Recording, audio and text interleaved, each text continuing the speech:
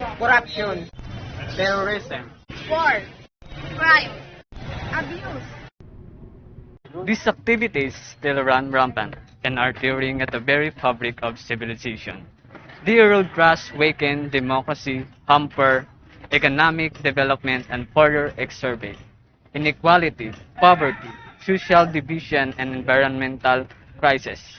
In our country, ever since taking office on June 30, 2016, President Rodrigo Duterte has a carry out of war on drugs that has led to the death of over 12,000 Filipinos, to date mostly urban poor.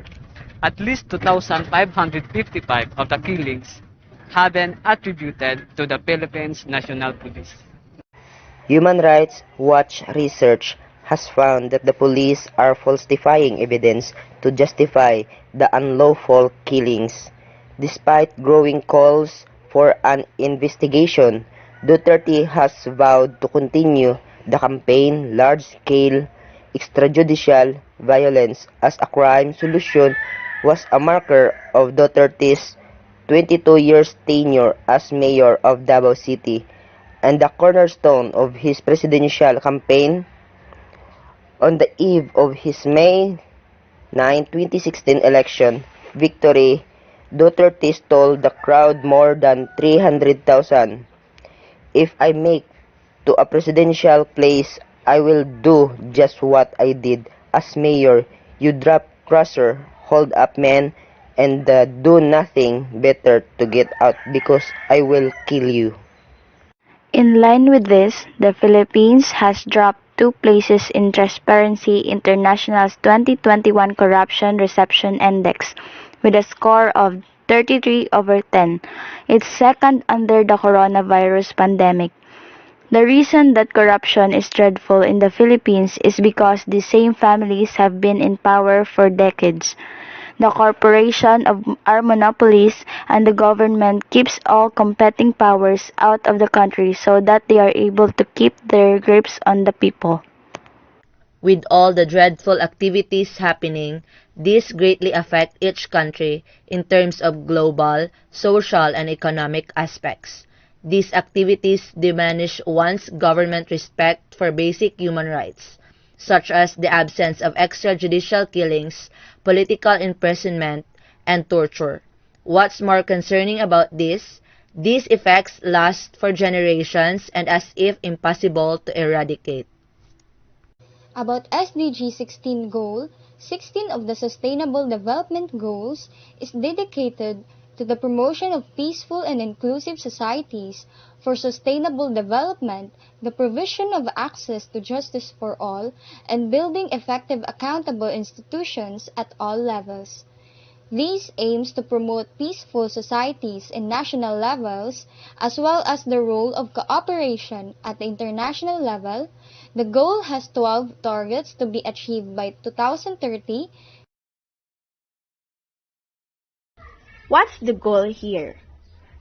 This is to promote peaceful and inclusive societies for sustainable development, provide access to justice for all, and build effective, accountable, and inclusive institutions at all levels. Why? Peaceful, just, and inclusive societies are necessary to achieve the Sustainable Development Goals or SDGs. People everywhere need to be free of fear from all violence and feel safe as they go about their lives, whatever their ethnicity, faith, or sexual orientation. In order to advance the SDGs, we need effective and inclusive public institutions that can deliver quality education and healthcare, fair economic policies, and inclusive environmental protection. What can we do? Take a genuine interest in what your government is doing. Raise awareness in your community about the realities of violence and the importance of peaceful and just societies, and identify how can you pursue the SDGs in your daily life. Exercise your right to hold your elected officials to account.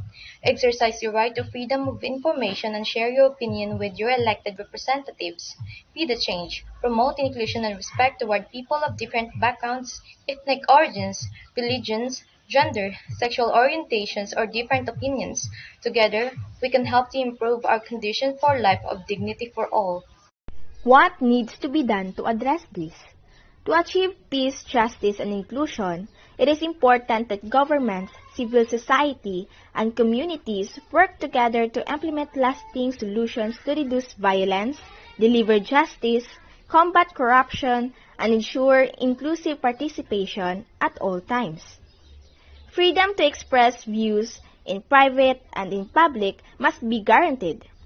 People must be able to contribute to decisions that affect their lives. Laws and policies must be applied without any form of discrimination. Disputes need to be resolved through functioning political and justice systems.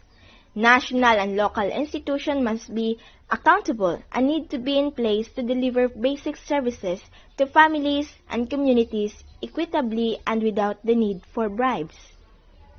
How does this goal apply to me, wherever I live? Crimes that threaten the foundation of peaceful societies, including homicides, trafficking, and other organized crimes, as well as discriminatory laws or practices, affect all countries. Even the world's greatest democracies face major challenges in addressing corruption, crime, and human rights violations for everyone at home.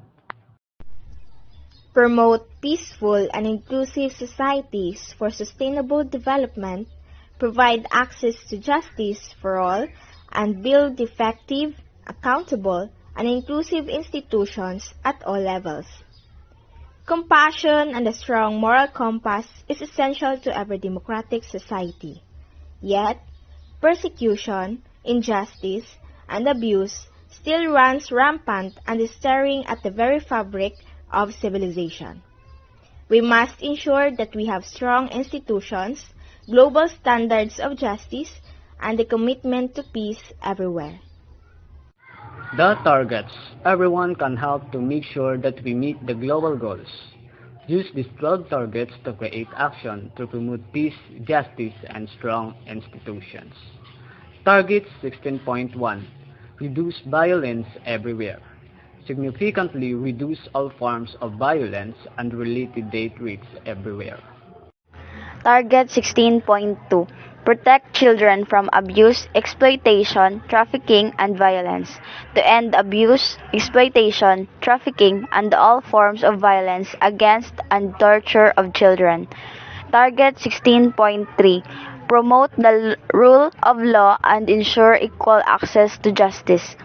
Promote the rule of law at the national and international levels and ensure equal access to justice for all. Target 16.4. Combat organized crime and illicit financial and armed flows by 2030. Significantly reduce illicit financial and arms flows.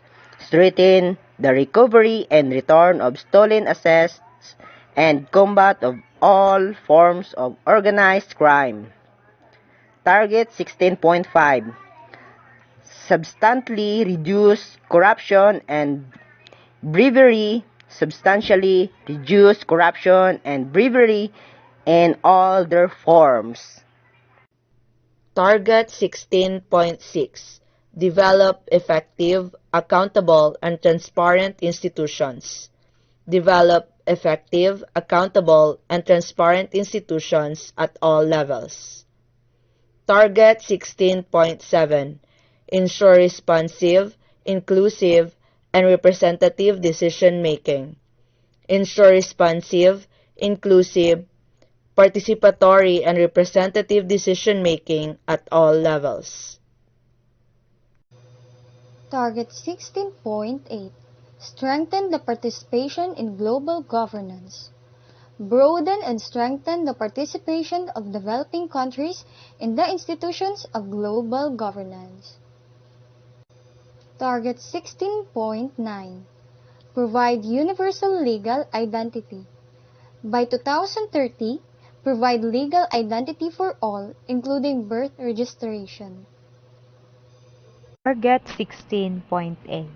Ensure public access to information and protect fundamental freedoms in accordance with national legislation and international agreements. Target 16B. Strengthen national institutions to prevent violence and combat terrorism and crime. Strengthen relevant national institutions including through international cooperation for building capacity at all levels, in particular in developing countries, to prevent violence and combat terrorism and crime. Target 16C. Promote and enforce non-discriminatory laws and policies. Promote and enforce non-discriminatory laws and policies for sustainable development.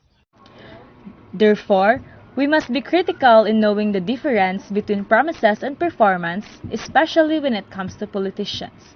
We practice vigilance, we should practice by protecting the integrity of our own vote from any undue influence. Because the law does not require citizens to vote, but voting is a very important part of any democracy. By voting, we are participating in the democratic process in which we can vote for good leaders to represent us and our ideas. And the leaders should support our interests. And as the saying goes, by voting, we add our voice to the chorus that forms opinions and the basis for actions. And we are your reporters for SDG 16.